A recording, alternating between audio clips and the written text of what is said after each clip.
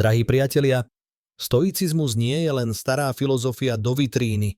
Je to praktický tréning mysle, ktorý môžeš použiť dnes, na písomke, na tréningu, aj v ťažkom rozhovore. Marcus Aurelius, cisár a zároveň žiak vlastného svedomia, si v denníku písal: Nie veci nás zraňujú, ale náš úsudok o nich.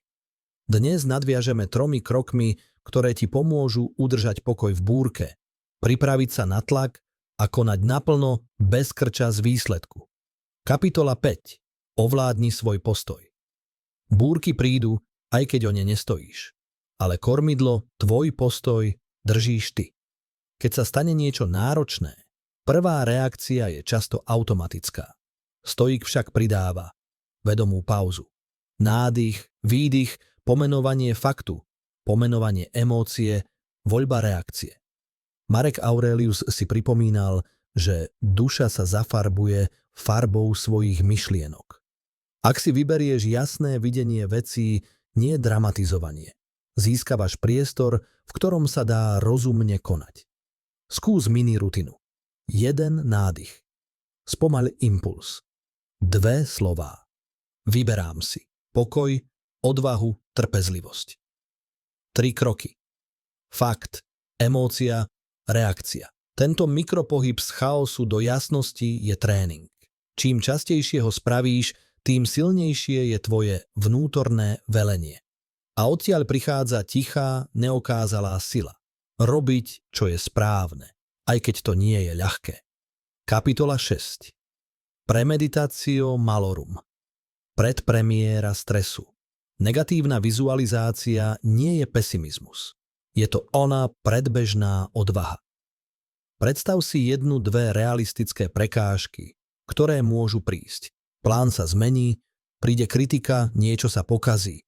Nie preto, aby si sa zložil, ale aby si sa pripravil. Marek Aurelius mal ranný zvyk.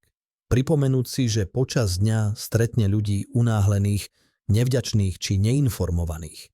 A že on sám si môže zachovať dôstojnosť, lebo zvolí rozumnosť pred hnevom. To je premeditácia v praxi. Očakávaj odpor. Nespadni z oblakov. Skús postup 3x-P. Predstav si ku prekážku realisticky, bez melodrámy. Preventívne. Urob drobné kroky už dnes. Záložný plán, lepšia príprava, otvorená komunikácia. Plán BCA maj po ruke. Keď vec padne, aký je prvý malý krok hneď teraz? Keď príde tlak, myseľ už ten film videla. Menej šoku, viac pokoja. Z prečo ja sa stane viem, čo robiť. Kapitola 7. Odviazanie od výsledku. Proces pred výsledkom konaj naplno, no svoju hodnotu nenechávaj v rukách výsledku. Známky, lajky, skóre sú ukazovatele. Nie identita. Tvoj vklad je úsilie, charakter, integrita. Marek Aurelius si opakovane písal: Sústreď sa na to, čo je v tvojej moci, na správny čin a zvyšok príjmi. Keď zložíš bremeno, musí to výjsť. Uvoľní sa energia preto, aby si to urobil dobre. Skús mentálne prepnutia.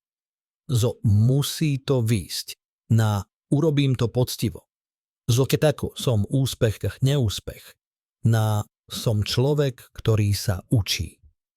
Zo sledovania tabule výsledkov na sledovanie ďalšieho dobrého ťahu.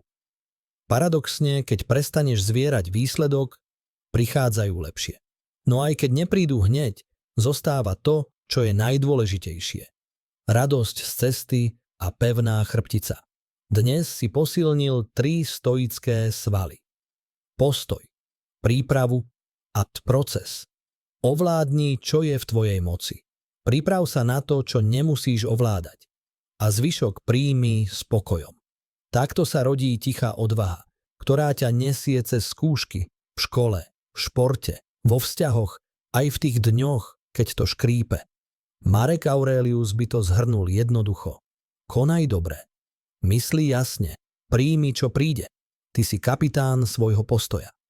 A každý deň je nová príležitosť dokázať si, že pokoj a charakter nie sú náhoda, ale zvyk. Amor fati. Vidieť v búrke príležitosť rásť. Vidíme sa v ďalšej kapitole.